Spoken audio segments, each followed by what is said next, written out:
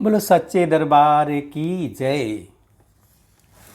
सूत जी कहते हैं, जब जगत गुरु भगवान विष्णु के श्री विग्रह से निद्रा दूर हुई, उनके नेत्र, मुख, नासिका, बाहु, हृदय एवं वक्षस्थल सभी अंगों से निकलकर उस तामसी देवी ने मूर्तिमान हो आकाश में स्थान बना लिया और भगवान बार बार जम्हाई लेते हुए उठकर बैठ गए। तब उन्होंने देखा वहीं प्रजापति ब्रह्मा जी भयभीत होकर खड़े हैं। फिर तो महान तेजस्वी श्री विष्णु मेघ की भांति गंभीर वाणी में कहने लगे। भगवान विष्णु बोले, पद्मयोनि ब्रह्मा जी, आप जब तब छोड़कर यहाँ कैसे आ गए? भगवान, क्यों आप इतने चिंतित हैं? आपका मन भय से अत्यंत घबराया हुआ क्यों है? ब्रह्मा जी ने कहा, भगवान, मधु और कैटभ नामक दो दैत्य आपकी कान की मैल से उत्पन्न हुए हैं। उनका रूप बड़ा ही भयंकर है और वे अपार बली हैं। वे दोनों मुझे मारने के लिए उपस्थित हैं। जगत प्रभु, उन्हीं से डरकर मैं आपके पास चला आया। भगवान, भय से मेरा कलेजा कांप रहा है और चेतना लुप्त सी हो रही है। अब आप मुझे बचाइए। विष्णु भगवान बोले, ब्रह्मा जी, यहाँ विराजिए। अब आपका भय समाप्त हो गया। अभी युद्ध करने के लिए मेरे पास आएंगे और निश्चय ही मैं उनका वध कर दूंगा। सूत जी कहते हैं, इस प्रकार देवाधिदेव भगवान विष्णु ब्रह्मा जी से कह रहे थे। इतने में ही मतवाले मधु और कैटभ दोनों महाबली दानव ब्रह्मा जी को खोजते हुए वहां आ पहुँचे। मुनिवरों, सर्वत्र जल ही जल था। बिना किसी अवलंबन के ही निश्चिंत होकर वह दैत्य खड़े थे। उनके सर्वांग में अहंकार भरा था। वह ब्रह्मा जी से कहने लगे, भागकर इसके पास चला आया, क्या इससे बच सकेगा? युद्ध कर, यह देखता ही रहेगा और हम तेरे प्राण हर लेंगे। इसके बाद सर्प के फन पर बैठने वाले इसे भी हम मारेंगे, किंतु पहले अभी तू लड़ ले। या लड़ना नहीं चाहता तो मैं तुम्हारा दास हूँ, यूँ कह दे। सूत जी कहते हैं, मधु और कैटभ की बात सुनकर भगवान विष्णु उनसे कहने लगे, दानव श्रेष्ठ, तुम इच्छापूर्वक मुझसे युद्ध कर सकते हो। महाभाग, तुम बड़े बली हो, तुम्हें असीम अभिमान हो गया है। यदि तुम युद्ध करने की अभिलाषा से आए हो तो मैं तुम्हारा अभिमान दूर कर दूंगा। सूत जी कहते हैं, भगवान विष्णु के वचन सुनकर मधु और कैटभ की आंखें क्रोध से लाल हो उठीं। वह बिना किसी सहारे जल में खड़े थे, फिर भी श्रीहरि के युद्ध करने के लिए तैयार हो गए। मधु कुपित होकर तुरंत ही भगवान से लड़ने के लिए आगे आ गया। अभी कैटभ वहीं ही ठहर गया। दो मतवाले पहलवानों की भांति भगवान विष्णु और मधु मल्ल युद्ध करने लगे। मधु के थक जाने पर कैटभ उनसे लड़ता और फिर मधु और फिर कैटभ, यूँ बार बार वह क्रोधांत दैत्य शक्तिशाली श्रीहरि के साथ बाह्य युद्ध करने में संलग्न हो गए। उस समय ब्रह्मा जी और भगवती शक्ति ये दोनों आकाश में खड़े होकर यह दृश्य देख रहे थे। मधु और कैटभ को कुछ श्रम ना हुआ और भगवान विष्णु थक से गए। जब 5000 वर्षों तक लड़ाई होती ही रही, तब भगवान श्रीहरि मधु एवं कैटभ की मृत्यु के विषय में विचार करने लगे। सोचा, अरे, मैंने 5000 वर्षों तक युद्ध किया, फिर भी इन दो भयंकर दानवों को श्रम तक ना हुआ और मैं थक गया। यह बड़े ही आश्चर्य की बात है। मेरा बल और पराक्रम कहाँ चला गया? ये दानव सदा स्वस्थ ही कैसे रह जाते हैं? कौन सा ऐसा कारण इस समय उपस्थित हो गया? यो भगवान विष्णु को चिंतित देकर मधु और कैटभ को अपार हर्ष हुआ। तब वे मतवाले दानव मेघ की भांति गंभीर वाणी में कहने लगे, विष्णु, यदि तुझमें बल न रहा और युद्ध करने से थकान आ गई तो मस्तक तक हाथ जोड़कर कह दे कि मैं अब तुम लोगों का दास बन गया। महामते, यदि यह न जचे, अभी कुछ शक्ति शेष हो तो युद्ध कर, तुझे तो हम मार ही डालेंगे। साथ ही इस बार 4 मुख वाले ब्रह्मा के भी प्राण हर लेंगे। सूत जी कहते हैं, महाभाग, श्री विष्णु अगाध जल में विराजमान थे। मधु और कैटभ ने उन्हें यूँ खरी खोटी सुनाई। उनकी बात सुनकर भगवान शांतिपूर्वक मधुर वचन में कहने लगे। भगवान बोले, जो थक गया हो, डरा हो, जिसके हथियार गिर पड़े हों, स्वयं गिर गया हो अथवा अभी जो बालक हो, इन पर शूरवीर पुरुष प्रहार नहीं करते। यही सनातन धर्म है। इस युद्धभूमि में मैंने 5000 वर्षों तक लड़ाई की और मैं अकेला हूँ और समान बल वाले तुम दो भाई लड़ रहे हो। तुम दोनों समय समय पर जैसे विश्राम कर लेते हो वैसे ही मैं भी कुछ विश्राम करके युद्ध करूँगा, इसमें क्या संदेह है। माना तुम दोनों महान मतवाले शूरवीर हो, परंतु कुछ समय तक ठहरो, मैं विश्राम कर लूँ, फिर न्यायपूर्वक युद्ध आरंभ होगा। सूत जी कहते हैं भगवान विष्णु का उक्त कथन सुनकर दानव श्रेष्ठ मधु और कैटभ शांत हो गए। फिर युद्ध होगा यूँ निश्चय करके कुछ समय के लिए वे दूर जाकर खड़े हो गए। चतुर्भुज भगवान विष्णु ने देखा मधु और कैटभ यहाँ से बहुत दूर चले गए हैं। तब उन्होंने उनकी मृत्यु क्यों नहीं होती इसका कारण सोचा। विचार करने पर ज्ञात हुआ कि भगवती ने इन्हें वरदान दिया है, ये जब चाहेंगे तभी इनकी मृत्यु इनके पास आएगी, इसी से ये शांत नहीं होते हैं। मैंने व्यर्थ में इतनी घोर लड़ाई की, मेरे परिश्रम का कुछ भी फल ना मिला। ये कैसे मरेंगे यह ठीक जाने बिना अब मैं युद्ध करूं भी तो किस प्रकार से। ये दानव वर्ग के प्रभाव से घमंड में चूर हो रहे हैं। सदा मुझे दुख देना इनका स्वभाव ही बन गया है। बिना युद्ध किए ये मरेंगे भी कैसे।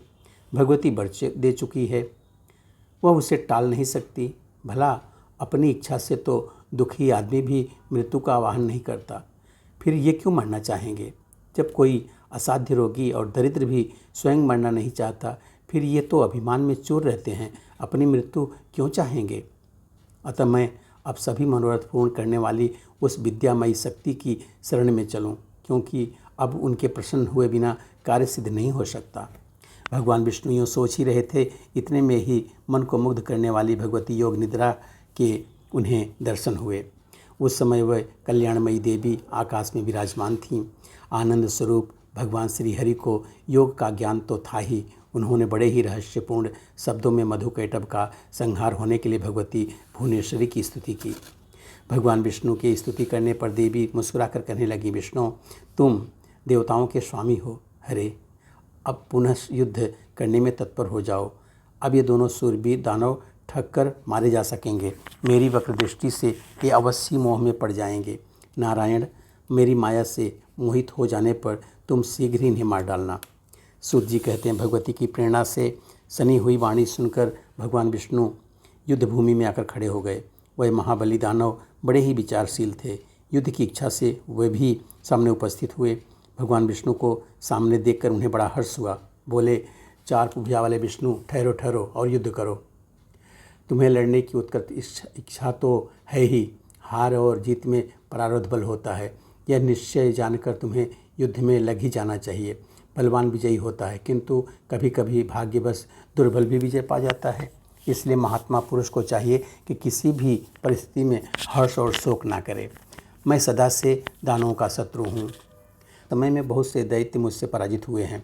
यह जानकर हर्ष और इस समय इन मधु और कैटभ से मैं हार गया, यह शोक करना तुम्हारे लिए अनुचित है।